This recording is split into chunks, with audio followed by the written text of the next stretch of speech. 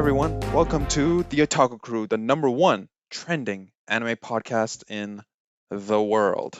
At least it's in my dreams that it would be number one in the world. A man can have ambitions, but no, seriously. Thank you for everyone for tuning in on whichever platform you have decided to listen to us on. My name is Leifon, a self-appointed anime scholar. Yes, I have a degree in this, which I wasted 4 years of my life.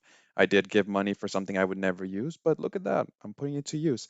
And anime connoisseur. I am joined by my co-stars, standing in the corner, Monado Boy. Hey guys, I am actually in the corner of my room, so I don't know how you knew that, Leifon, but I'm watching you. I am not as highly decorated as my boy Leifon, but I am an anime enjoyer, and I'm excited to share my views on this stuff and talk some anime. All right, glad to have you on board. And yes, I am watching you from across the street, potentially. Senpai noticed me. And in the other corner, I think, I have my longtime friend, the guy who just won't leave me alone, Tensa. Hey, what's up? But yeah, for sure. I'm also an enthusiast. Along with mangas like Berserk, Assassination Classroom, One Punch Man, Dragon Ball, Fist of the North Star, you name it. I'm here to entertain you guys, and I hope that we'll have a good time.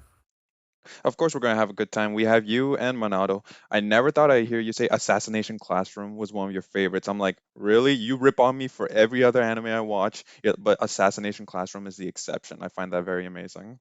I feel like everyone's got that one anime that's like a guilty pleasure, you know? It's not even a guilty pleasure. That's just one of my mainstream stuff that I watch. Okay, okay, okay.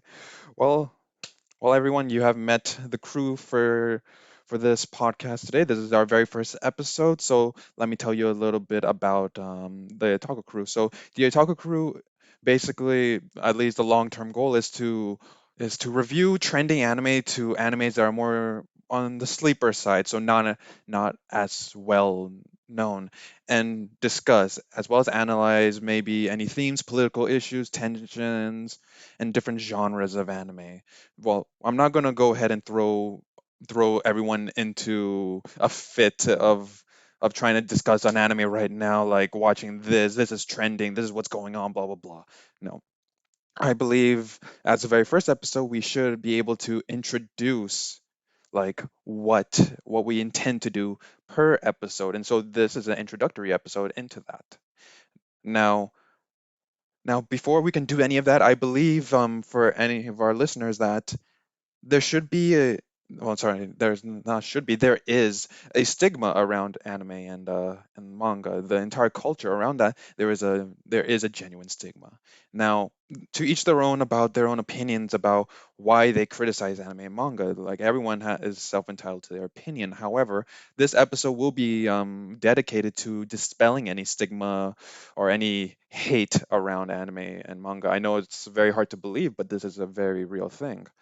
Now, I just want to say this very early on and make this imperative that these are just our opinions on the matter. They're by no means a collective agreement. They are just our own founded thoughts on the matter, on criticism against anime and manga culture. So there's three questions we'll be attacking head on. The first one is anime is non-informative. The second, I believe a lot of people can relate to this one, is anime and manga is oversexualized. And finally, the third one, this one it's an interesting one I find, is the tension between subbed and dubbed anime. Now, everyone, of course, is entitled to their own opinions about this, and we will present our own opinions as well as some arguments based on that.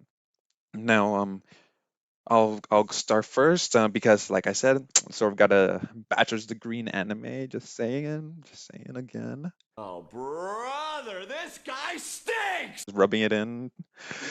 So, so it begins like this. So, for the very first question I said was, is anime informative or is it non-informative?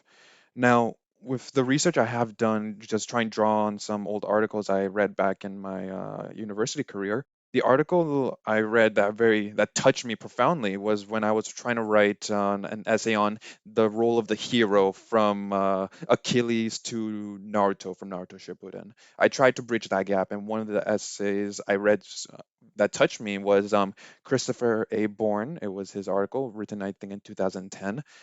The title was "Footsteps in the Masters: Confucius Ideologies in Naruto." Now, a very specific section of that I'm just going to paraphrase for you is that Mr. Bourne, sorry, I almost said Christopher. That would be very, very bad of me saying by his first name. Bourne argued but that in World War II, after Japan was dealt a heavy blow with Nagasaki and Hiroshima, there was a black mark left on their history, basically, because it was such an overwhelming defeat. This is according to Bourne, of course. And then years later, when the first studios started coming out, very manga studios, and I'm going to pick on one very specifically, literally the colossal titan in the manga industry at the time, Shonen Jump.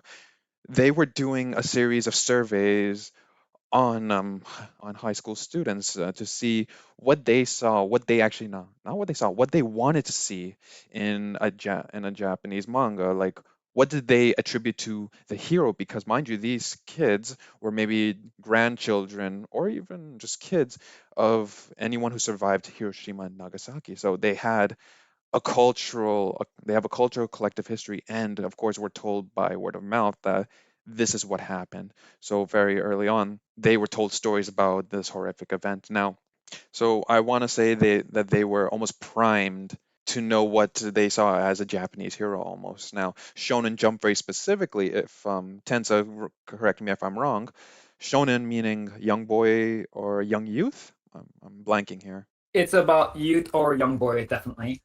Okay, and That shoujo is the other way around.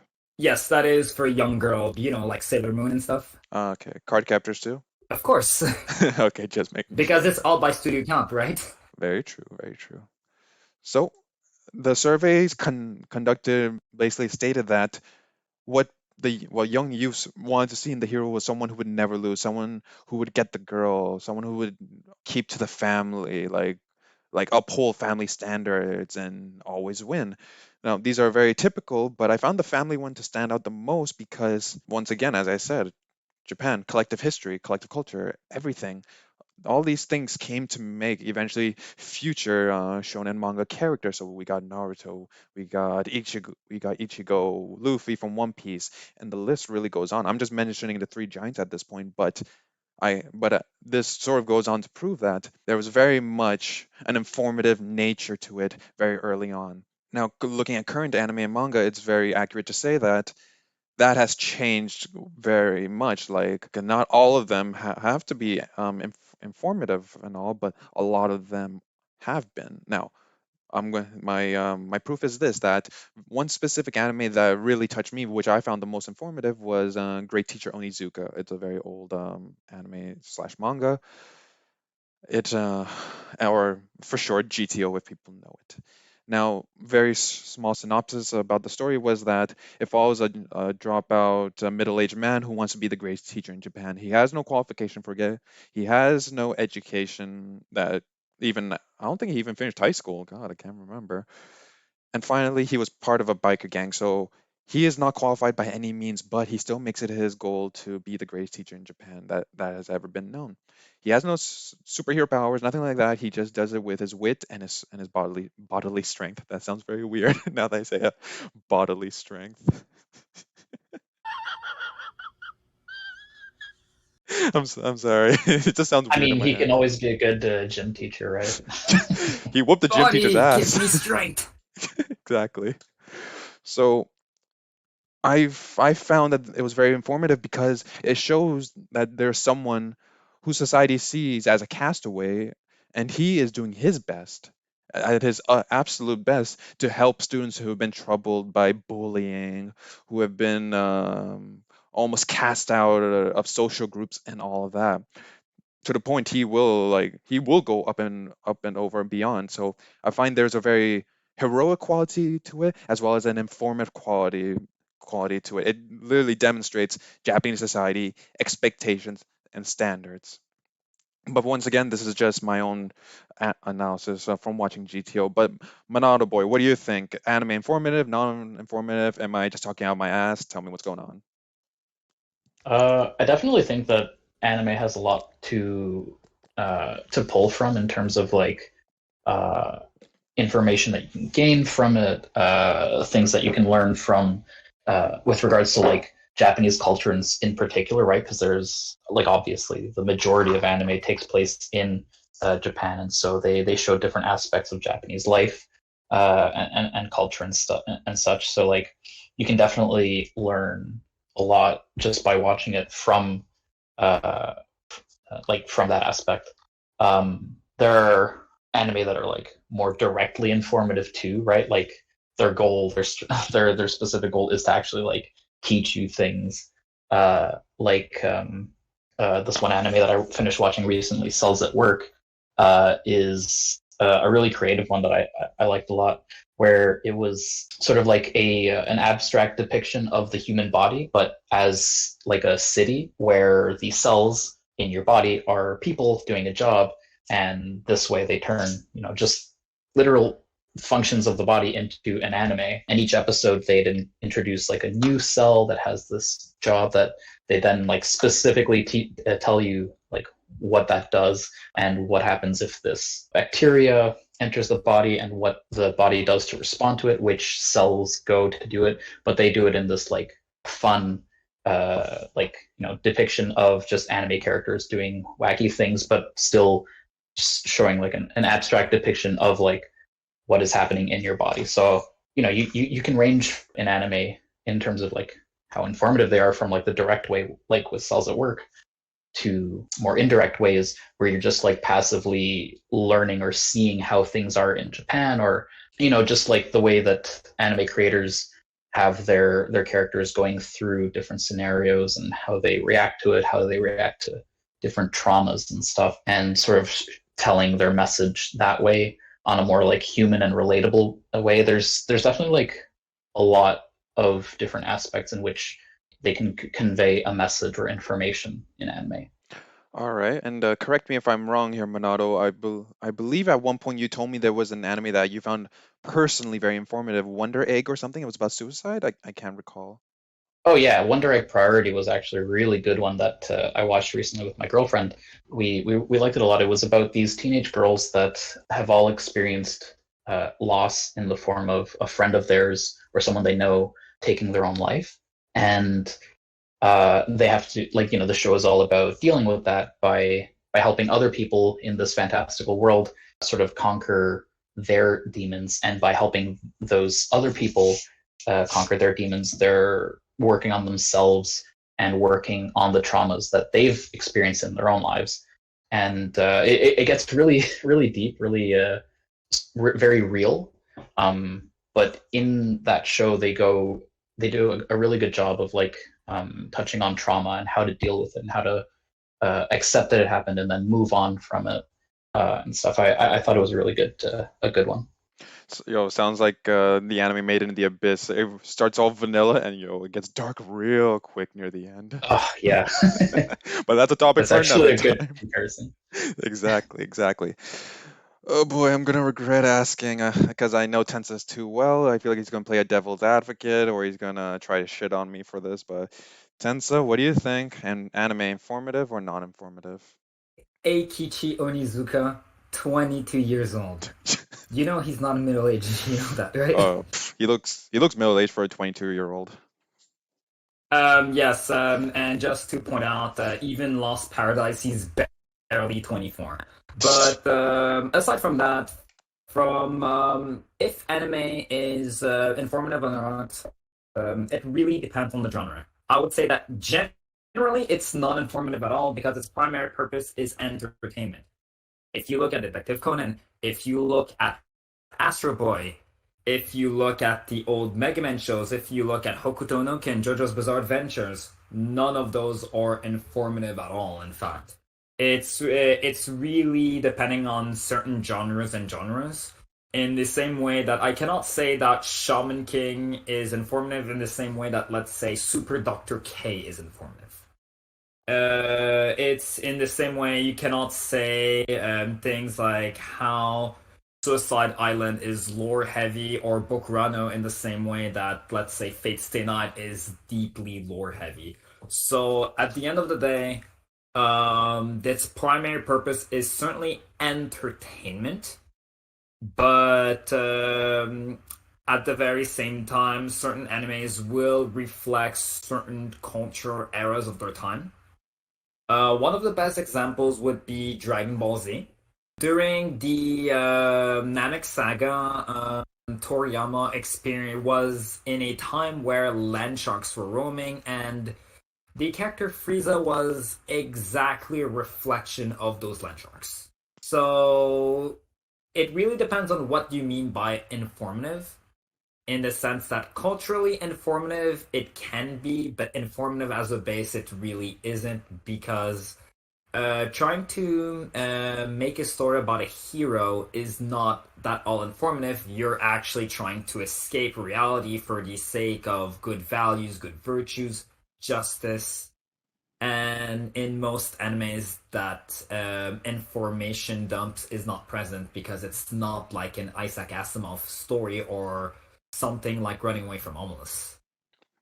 All right, so you'd argue that if anything, people project onto anime and manga as a because since it's only a source of entertainment, they project these themes, these morals, ethics, and ideas.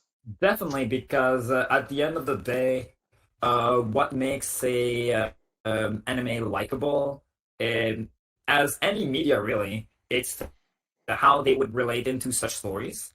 Hmm.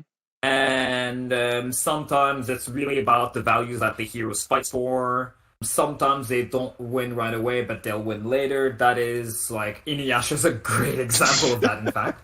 But long story short, if you know a little bit about the Shinsengumi story, about how it's a story about a group of samurai working from Japan and then got betrayed by the government. It's a story that presents such values about loyalty, virtue. Everything you would want a hero is in that kind of story, which actually happened in real life. Hmm. Okay. Okay. I see you playing the history card on me. All right. I see you, Tense. I see you. But now that we've clarified if it's informative or not informative, and the idea of people projecting onto anime, it actually leads to our second question about anime or manga being over-sexualized. Now, if someone says that all anime manga is over-sexualized, they are very, very wrong because that would imply that they've seen every anime manga. Now, now, how I'm just thinking how I'm going to put this in the nicest way possible. For people who think that, I believe they haven't given it a chance really, that they most likely stumbled on someone else watching anime. I don't know. I could be watching Dragon Ball Super, watching the Jiren fight, and all of a sudden someone comes down and it changes to, I don't know, High School of the Dead, and you know how that anime gets, Monado. I think you've seen it. I haven't seen it, but I know its reputation. Exactly. Just by reputation alone, you know that that can Yeah. be an interesting conversation to have with a friend or a family member. But but I w- I personally don't believe all anime manga is over sexualized because I'm gonna throw this one in. JoJo is by no means over sexualized. If anything, it's bromantic Nice! with big muscly men, but by no means over sexualized. If we do want to say that certain anime manga are over sexualized, I believe that is done on purpose because those animes and mangas are meant to like draw very specific audiences towards them. For example, Konosuba. Oh my god, I have a strong detest of that anime because I just couldn't take it seriously, and I don't like isekai as much because it's always the same thing. Overpowered MP, and then all of a sudden he has a harem. It's very overused, Mhm. and I just don't like it at this point. But a lot of those characters made were a means to, well, by the editor, at least in my mind, was a means to sell manga because they make such a likable character, a very idealistic character, at that. And by making more manga, you make merchandise, and you're making a profit by making these characters over sexualized, having very little clothing on them, and so on. But it depends on the person once again, like how they view it. They might just see, I don't know, Lucy from Fairy Tale and be like, "Oh my God, oh, she's such a sexual character," and all that. Once again, this is the person at their best, and now each editor is different in terms of trying to explore the romantic genre without being sexual by any means. For example, one of the most notorious editors, sorry, not editors, creators, writers, animators, all that is actually Hayao Miyazaki, because all of his characters that we do meet, they are children, but by no means can you over sexualize them. If anything, the relationships they have between boy and girl or girl and girl is like the type of relationship where it's like, I want to see you do the best you can. It's that sort of vibe I get. I want to support you. It's not I want to get into your pants or anything. It's by no means that. And look at that. Miyazaki, without making anything over sexualized, became one of the greatest animators of our time. So, yes and no. Some anime and manga is over sexualized, some isn't. Others have a means to do it in order to get a very particular audience, to gain, I don't know, capital out of it. For example, Redo of the Healer, very controversial in my mind. And oh my God, Redo of the Healer. Oh, dark times, dark times. And now Metamorphosis is becoming an anime. Oh, darker times coming upon us.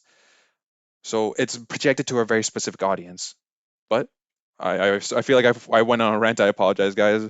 Overall, no, not all of them are over sexualized. That is a bold and an exaggerated statement. Monado, what do you think? I went on a big rant. I apologize. No, no worries, man. I actually like that you brought up Miyazaki because like that that's an example that I totally didn't even think of because I almost feel like Miyazaki's style is so unique and different from like anime in general that I often don't consider it one and the same. But it is anime and it's a great point technically, right? Yeah. But like in general, I think I'd agree with you that like anime is not well like it's nothing is black and white. Nothing is that simple where it's like it's all or it's nothing, right? It's either completely over sexualized or not. There are definitely anime out there that are not very sexual and so like not very problematic.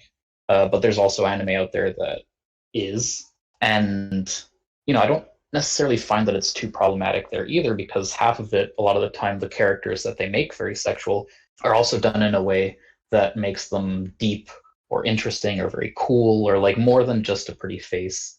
So having a sexual element to that character in and of itself, I don't think is a bad thing.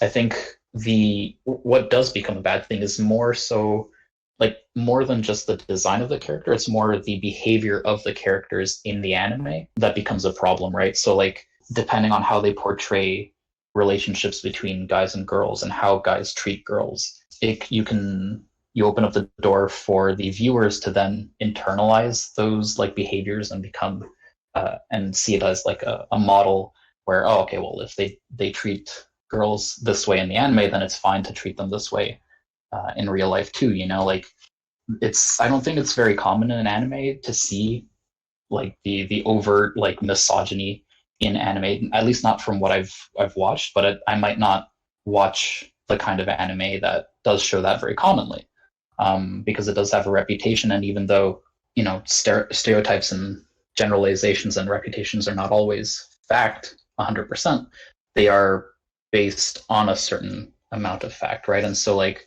I think there is a responsibility on the creators to kind of do better in portraying those relationships between men and women in their shows, because there are viewers that do take from these shows like these bad behaviors and then they take them to real life where like in Japan there's a big problem of like train groping, right? Where like guys, because you're in this crowded train, you can pretty much just get away scot-free with groping a woman, right? Because you're practically anonymous, you can't really tell who did it. And like behavior like that does come to a certain extent from the media that they consume, which is anime over there. So like, and the creators, they should be cognizant of that. They should know the impact that their platform has and portray, like, I think the responsibility does fall a bit on the viewers because they should know better, but also on the creators to actually like see that what they do has impact on the real world and on the viewers that see it. So like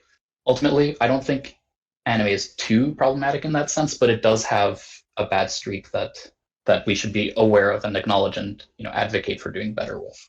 Very true, and it's a very relatable topic. I like the message you're sending there. And then you have the hentai artists. Once they see it, they're like, "Ah, I gotta make this and publish this." Well, that's the thing. Like hentai is like we know what it is. So to a Hmm. certain extent, like if anything, I think a lot of the stuff that I was talking about comes more from hentai than anime. Very true. And but that shouldn't necessarily give it a pass, right? Hmm. Because even though we know what it is supposed to be like these like smutty situations. We can still do better with it and still point out like, hey, this is a bit messed up. Like this was maybe going a bit too far, you know? Yeah, very true. Very true. All right, Tensa, what do you think? Actually, no, I don't want to know what you think, but you're going to tell me what you think anyways. You know it. So you said that finally Metamorphosis is coming out. That's really good. Like That's I'll be more than happy to watch Emergence alone. How is that good, man? In what world is that it's good? it's it's one of the greatest ones. No, Boku no I Pico is hope one of the it beats it greatest for. ones. What are you talking about? It doesn't beat Euphoria, neither of them. Okay, all right. But what do you think, But Tensa? serious on a serious note, I don't think anime is sexualized so much as it's what artists does with the characters. Because in one way, if I'm going to compare some animes, like for example, we have stuff like Fairy Tail, where you'll see a lot of etchy art, etchy situations. In the same way that Castlevania, you'll see almost none of it. Similarly, Witchblade almost seems like the intention is to show off some nice bodies, if you know what I mean. But otherwise, it really depends on the show and the genre in general. You can't say that shows are overly sexualized as long as it's not the focus of the show or not the focus of the characters themselves. For example, you can say that Keijo is sexual in a funny way, but you won't be able to say that Symphogear will be the same thing. It really depends on the intention of the author, the show itself, and sometimes what the viewers project onto the characters. Because sometimes there are characters that seems a little bit provocative for sure, but there's something deeper into them. Faye Valentine from Cowboy Bebop would be a nice example, in fact. Wasn't Mai from Um, Yu-Gi-Oh like originally supposed to be more of a sexual character, but then 4 Kids like, nah. no, actually, no. It's funny that you think that way, but no. Yes, she had like kind of a femme fatale kind of aura going on, but no, she was more of the messed up tragic beauty archetype. In fact, if you've read the manga, she even you would find some of her actual issues, which led to her to be the woman that she was today. Hmm. And she even left at some point during the show, and she can't love Joey, her true love. Uh, the So underdog. there was that. I know, she likes the underdog. She loves Shaggy. Yeah. Uh, Ultra Instinct Shaggy.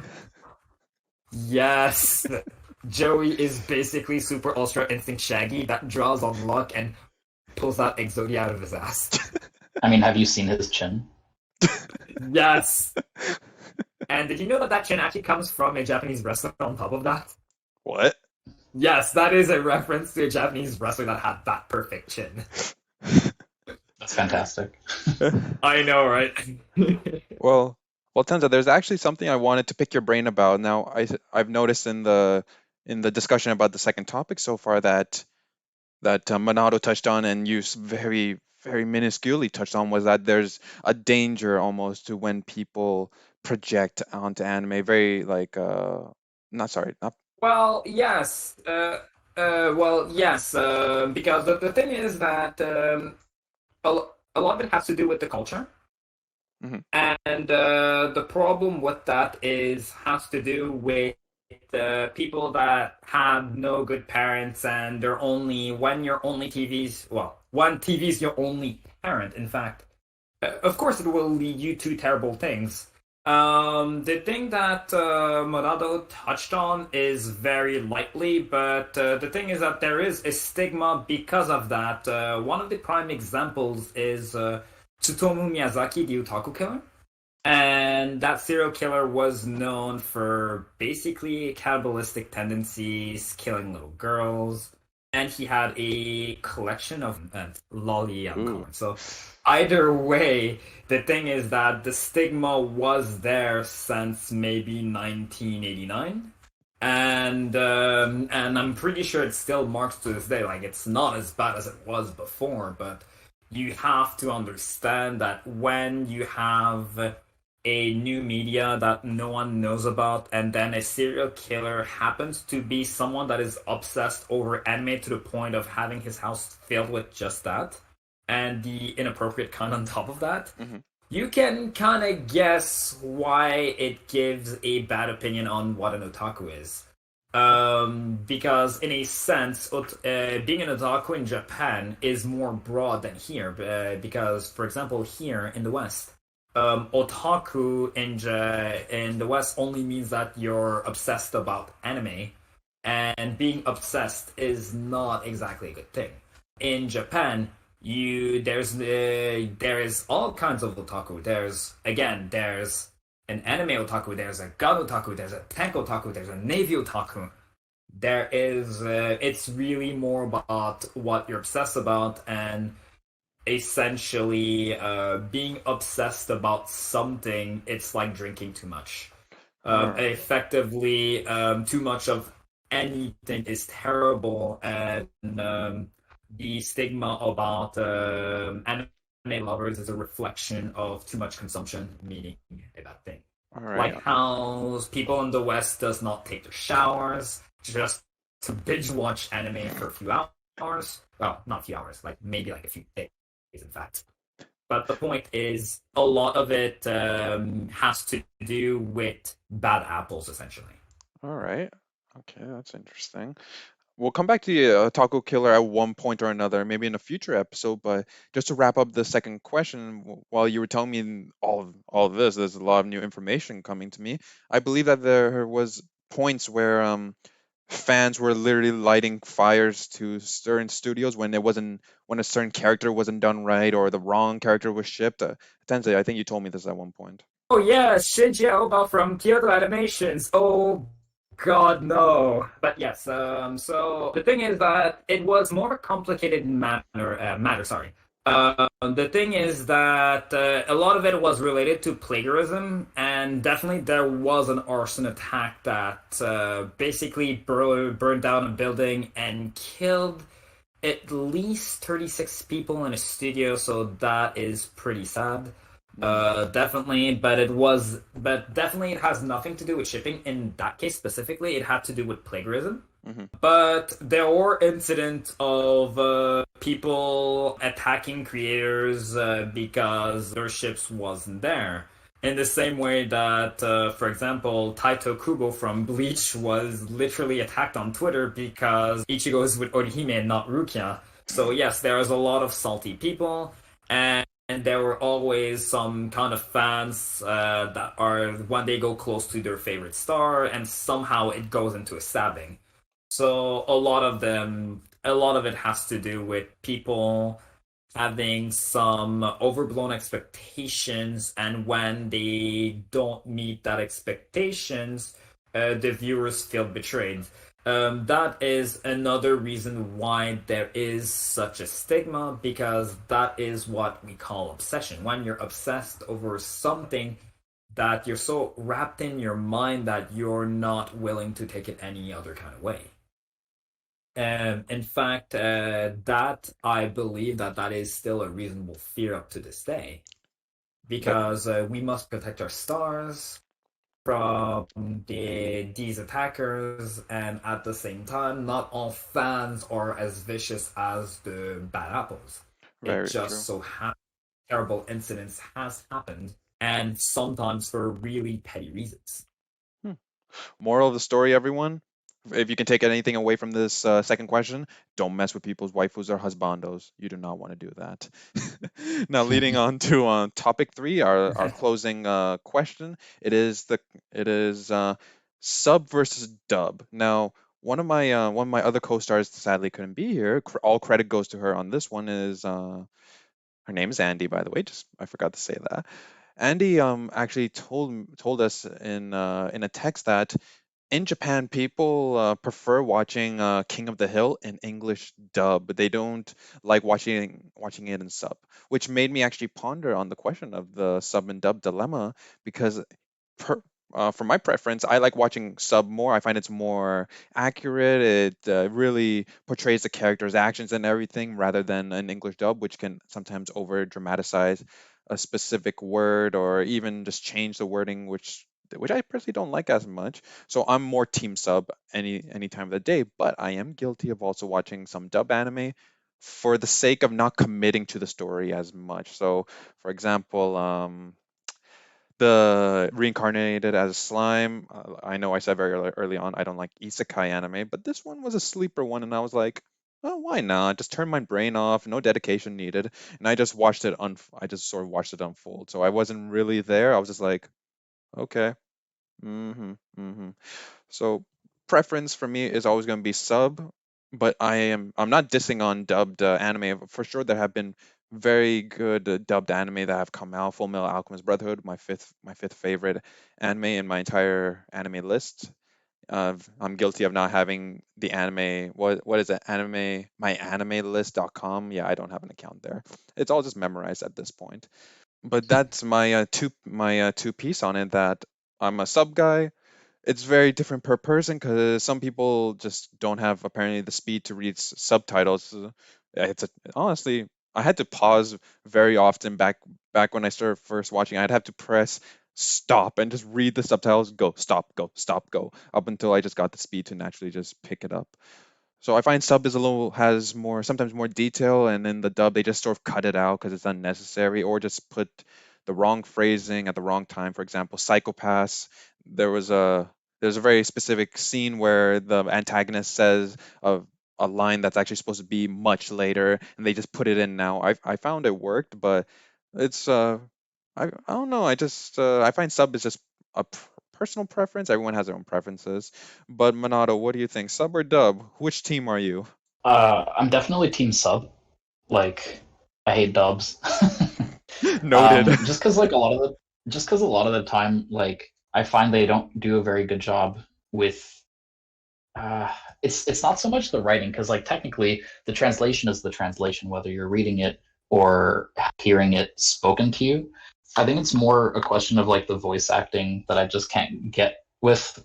Where like in the original audio in Japanese, like the voice actors are they just feel more natural. It feels like I guess it's just the language. Like Japanese can be a more high energy language, which goes well with anime, which often has very like exaggerated animations, right? Like it's very like out there and wacky a lot of the time. Like it has a certain style, right? Where and then you bring in like English voice actors that just don't like they try to match that energy, but it just feels weird because like we don't speak that way in English, right? Where like we're just like screaming at the top of our lungs or like in like with all this energy, like that's just not how it is. So it feels less natural, I think, is the main problem. And now that I think about it, like there's also probably a difference in quality of voice actors too, where like in Japan is like a huge industry, right?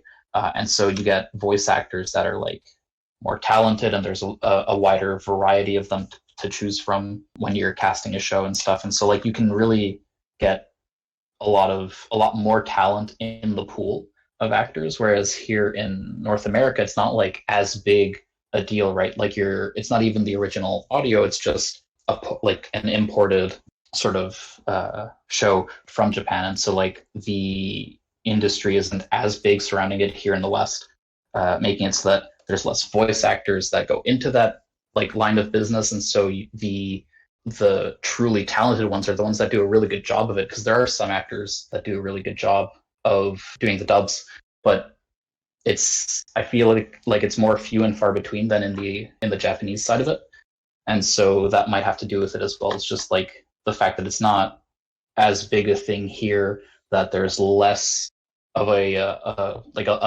smaller talent pool to pick from, and so that kind of contributes to the lower quality, in my view, of dubs versus just like hearing the original audio, and like reading it is not that big a deal for me. Like it's just what I'm used to, and I find it sounds better. So And then you got those Japanese openings of singers trying to use some English words. I'm like, well, at least you tried.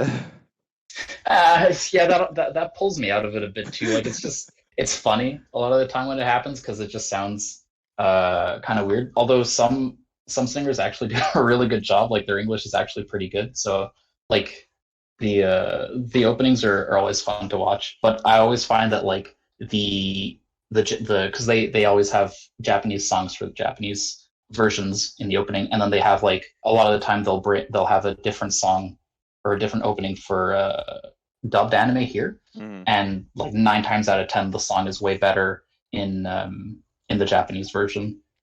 Very So relatable. that's another reason. Well, there we go. All right, Tensa, you get the last word on this. What do you think? Sub or dub? Zawardo! Sounds better than the world, to be honest. Oh yeah, So, see, like that alone is enough to settle it. Yes, so definitely I'm a sub viewer, because really I just like the show as as the original material as it is. Some dub is actually better to a certain degree in dub. Sorry, some shows are better in dub, but those are rare and far in between. As Morado said, not everyone's as good as, let's say, Vic Mignogna, Stephanie Sheh, Johnny Young Bosch, Crispin Freeman, Eric Stewart, Patrick Saints. No, that's the thing. There's a lot of good voice actors, admittedly. Dan It Green. just so happens that they're like far in between sometimes. And while in Japan, the fact that there is specific agencies that works with the talented ones, so it's really not the same. And again, and as I explained earlier, there are some shows that I do love in dub, like Eureka 7 is one of my favorites in dub, or Witch Hunter Robin. But otherwise, I will watch most of my shows in sub, because one, it's released faster, because it releases in Japan before it even gets here. And on top of that, one of my gripes with the translations is studios like Funimation kind of actually changing the entire dialogue to make it sound like it's something else entirely. Which I'm not quite happy when they're actually changing intellectual property of the Japanese material in the first place. So that being said, I'd rather keep it to the original material, hence why I stick to sub all day, any day. Can you actually imagine, Tensa, that the altercation? Well, not even, actually, I'll give a better example. It's very funny how so many people can actually like recite this very specific line in the Japanese, but in English it doesn't sound the same, saying "Omae wa mo shinderu," and then all of a sudden someone tries to say it in English. It's like it doesn't sound right. Or the altercation between Dio and Jotaro, Dio saying "Jotaro, Dio." Yeah, Imagine that in dub, it it just doesn't sound it right. it, it it's the fact that the way it has to do with the fact that a lot of voice actors try to blend with their own flavor in it, because sometimes trying to mimic just the entire thing does not come out as natural as Morado said earlier. And the point is that if you say you're already dead, it's less than a statement and more of a threat. And when you hear "omae wa mo shindeiru," it's very dramatic to the point of just wait 3 seconds and you see the guy already die. So it's really the fact that the theatrical energy is seen more in the subs than in the dub. Sometimes you'll find some actors that are able to replicate it, but it's not everyone, and it's definitely not all the time. Very true. Very true too. And Sorry, Tensa. What were you gonna it's say? in Sorry about that. this. It's the same. It's in the same way that you have Sartorius playing his The World card in Yu-Gi-Oh! GX, Ew. and then you actually hear Zawardo in the Japanese dub. By the way, he's voiced by Dio, so imagine. Is that true? That's awesome. That's great, man. Yes, in Japanese, same voice actor, so it actually works. Okay, Hilarious. okay. I give it up to GX for a good casting on that one. But ultimately, I will stick to to sub, because sub is just the best. It's just the spirit of the actors are in their characters, and you don't find that quality as much in the dub, really. All right.